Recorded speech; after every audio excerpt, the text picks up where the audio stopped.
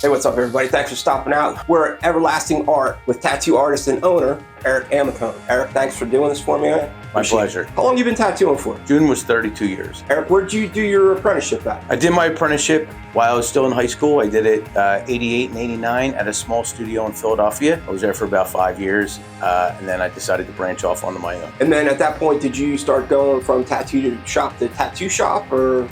No, I actually went from my apprenticeship for 5 years.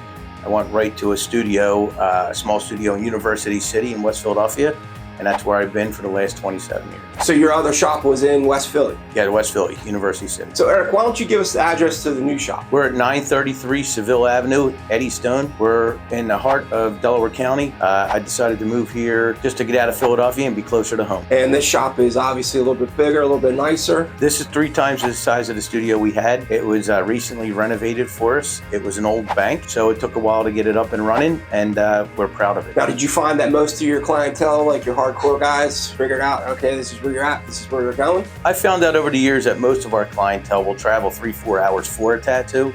So for them to just go 18 minutes south was no problem, no questions asked. Eric, you've been tattooing for quite a long time. What would you say is your favorite style of tattoo? Black and gray. If I could ultimately get rid of all my colors, I would. But I would stick with black and gray. I love it. Ultimately, a lot of my clientele request color, so I do it. I love doing tattoos, so it doesn't matter what style, but black and gray is my favorite. Why is that? I don't know, I think I like the realism of it, and I like everything from a small piece to larger back pieces. It really doesn't matter to me what it is, as long as I can accommodate my client. I'm happy to do it. Now, as far as your clientele, do you do hourly or do you do by the piece? If it's bigger pieces, we do hourly. If it's a smaller piece, maybe something small that walked in, or you're in between clients, I'll just charge it by the actual tattoo itself. If somebody were trying to get a hold of you to get an appointment set up, what's the best way to do that? You could email, or you could stop by the studio. Either way, it's up to you. I like a one-on-one. I like to talk to my clients. I like to feel them out, what they're thinking and getting, how big, how small. So I like to have a small consultation before we even book an appointment. I also like to give them a ballpark figure of price too, so they're not sticker shocked when they come in.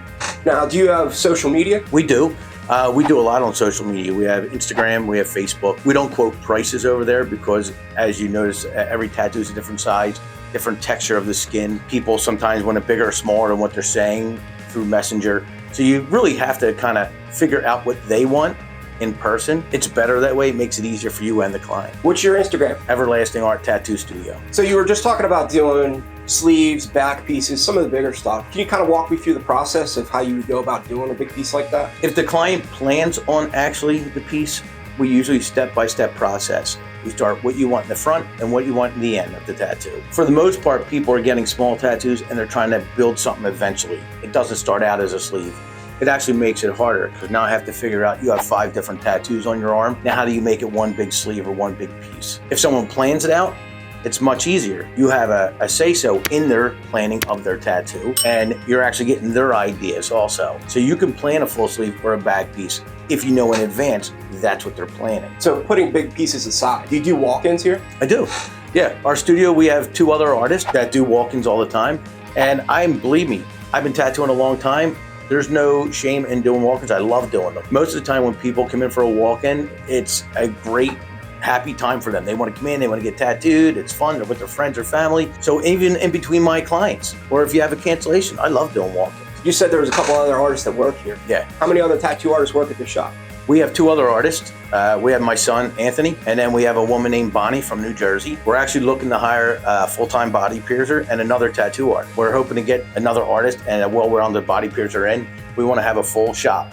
Everybody working, everybody having fun. So this video will be out probably within the next 2 weeks. If they were interested in that position, how would you get a hold of you? You could email me, you can contact me through social media, you can stop by in person. We're looking to hire right away. Hopefully you get somebody by 2 weeks. Yeah, but, you know, yeah, right? Can you kind of go into detail about maybe like a memorable piece that you've done, something that excited you? You know, I've been tattooing a long time. Sometimes it's hard to remember a certain piece.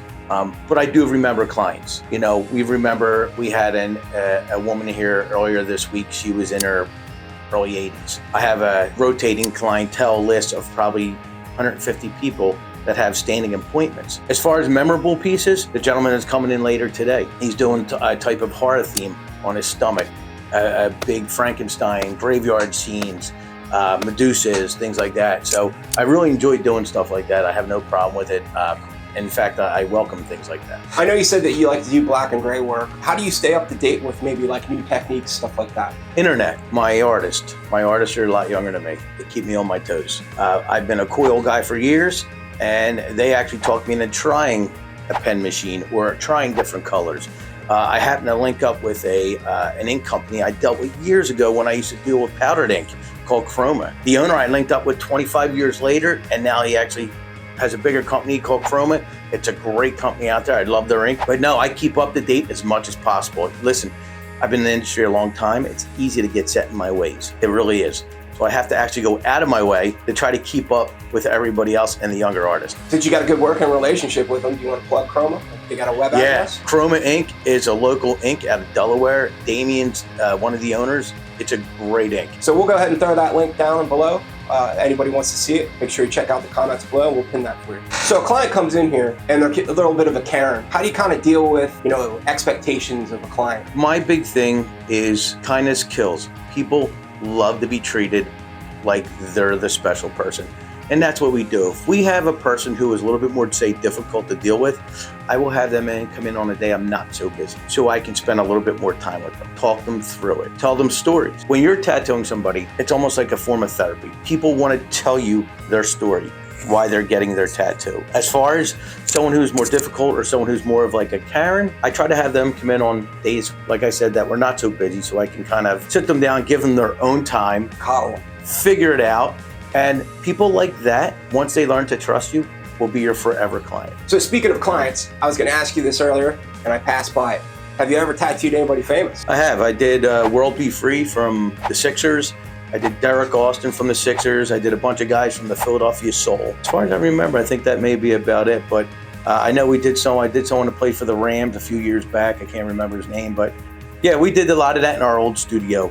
I think when people are looking up shops, they're looking up reviews, they're looking up places that have been around for a long time, and they want to pick you up. Sometimes it surprises you on who's on the other end of the phone when they call. So speaking of the internet, how do you feel like the internet has changed the industry, whether it be through social media or, let's say, TV shows? I think the internet has changed our industry because you're seeing more artists out there. A lot of the artists are internet wannabe famous people. They may not be tattoo artists. They may not be artists at all. Everybody wants to be famous. You're losing that. The more artists you talk to, you're losing the original apprenticeship, the 2-3 year apprenticeship, where the first year you're helping out around the studio, you're doing a lot of cleaning. The second year you're starting to tattoo some of your friends.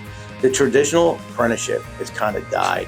You don't see that much often. And it's a shame because it kind of made me who I am today. Guys like myself, I would say 45 and above that did the traditional apprenticeship, there's something special about that. Because kids today, if you can draw, there's places that are just putting a tattoo machine in your hand. They're bypassing all that. And I think that really makes an artist, makes them who they are as an artist. While we're on the subject, this is something I always try to ask, especially guys like yourself that have a lot of years in the industry. How would you recommend getting into the industry? How would you recommend becoming an apprentice? Well, we get probably 3 to 4 calls a week about apprenticeships. First thing I got to say is show up in person. Bring some artwork, finished or not finished. Show intent, like you really want to do it, not like you're doing the studio a favor. Any studio that asks either, number one, for a contract, number two, for money for an apprenticeship, turn around and walk out. I have an apprentice because I see something in them and they see a future at my studio. That's why they're here. Not because they gave me money, not because I made them sign a contract. And if they break that contract, they're gonna owe me money. All in all, if I see someone I think eventually has the technique and is special to become a tattoo artist, I'm all over it. And they can see, hey, listen, this is a studio I may wanna work at in the future. I'm all about it. Typically, how long would you say your apprenticeship program lasts here? I would say about 2 years. Philadelphia has a minimum of 3. I think 3 is a little drawn out, but 2 years, I would say if you split up in the first year of, practicing, doing a lot of grunt work, doing a lot of making stencils, behind the scenes stuff is where you're going to learn. That stuff needs to be second nature when you're learning how to tattoo. If you could tattoo and it takes you 45 minutes to make a stencil, it makes no sense. You have to get all that stuff down. Once you do that, your second year is practicing, redoing old tattoos, doing smaller pieces, fixing pieces that people didn't like anymore. That's where you learn your second year. Your third year, you're off and running. You're making money, you're happy, you're becoming a tattoo artist. So how do you stop an apprentice that, kind of goes through your program? Now they're here at the shop, maybe they get a year in as an official tattoo artist. How do you stop them from opening a shop right down the street? Unfortunately, you can't. I mean, I'm all into people opening businesses. I think they should. I love when tattoo artists open businesses. My only big thing with a tattoo artist that opens a studio, try not to do it next to someone else. There's a reason why someone's there. Philadelphia is big, Delaware County is big. Go to a town where you're not only 2 blocks away from another studio. It's not going to help you. It's not going to help the other studio.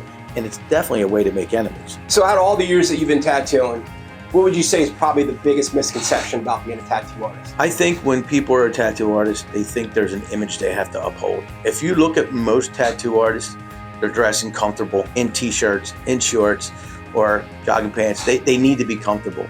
The image of the old, tattoo artists are all bikers and you got to wear these chains, or you have to dress a certain way, or you have to wear a certain shirt. It's not like that. I'm telling you that your tattoo artist could be your next door neighbor. You would never know. Everybody's getting tattooed nowadays. One of my biggest clients at one point was the dean of Penn Law School. You know what I mean? You would never expect he had tattoos and he was covered. So ultimately, the image thing. People think there's an image to tattoo artists. And you could be standing next to one and never know nowadays. Here at your shop, obviously you take cash, but do you do Venmo? We do. Yeah, we do Venmo. I do Venmo and cash. My other artists do Cash App, Venmo. They're a little bit younger than me. They can do all that other stuff. I keep it minimal.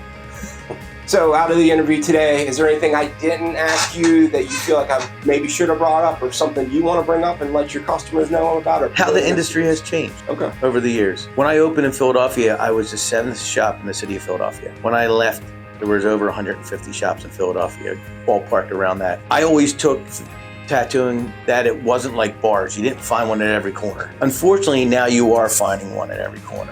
Every town. Some towns have 2, some towns have 3. Philadelphia is overrun with them. Unfortunately, that's all, you're competing with each other. We're all in the same industry. We're all have to coexist at conventions. And so unfortunately, when you get more and more and more studios, you're having clients have more to pick from, but the artists are starting to run crazy specials just to survive or whatever it would be, So that is kind of like a downfall, but there is a lot of great artists out there. So I understand why people are opening up studios or going to be tattoo artists, because Delaware County itself has tremendous artists. There's a lot of great artists around here, and I commend them all. Are you a fan of conventions? Do you do conventions? I've done them for years. Yeah, I've done them for years. As I'm getting older, that's some of the young person's game. Let them have it, man. I enjoy coming to the studio, working, sitting down, having my clients, you know what I mean, knowing what I'm doing that day. I enjoy that. But as far as the convention, I do still go to the conventions. I try not to work them as much anymore. So at these conventions, you're obviously seeing a lot of TV famous people. Do you feel like television has put a negative spin on the industry? Well, there's pros and cons. It made our industry, and I say our industry because I've been part of it for years, it made our industry more popular and not as where people think bad of the industry, but at the same time, we have clients come in and ask for sleeves and want to know why it's going to take 3 sittings, why can't it be done in 2 hours, and why it costs $130 an hour. It doesn't make sense because on TV, they finished a sleeve, in 2 commercials. So there is pros and cons of both. It does make our industry more popular, gives people false pretense of how quick or how much something actually costs. Anybody that comes in and has watched a TV tattoo show, you can tell they're coming off with slang that our industry doesn't use. The number one that gets me is canvas. I've never called a client a canvas. Their client, their customer, their friends, their tattoo family, called them a lot of things, but I've never called anybody a canvas. Yeah. That's a TV term, and when someone comes in and uses it, we know they've been watching it. All right, Eric, I know you're busy today. I know you got a nice piece set up for me for some B-roll. I'm looking forward to seeing it. Thank you. I appreciate you doing this for me. My pleasure. It's very awesome of you to take the time out of your day, and I hope people get to see it and are willing to travel that time. Yeah, it takes to get here. They're all welcome. And much appreciated, man. Thank you very much. Hey, if you like this video, make sure you click on the next link.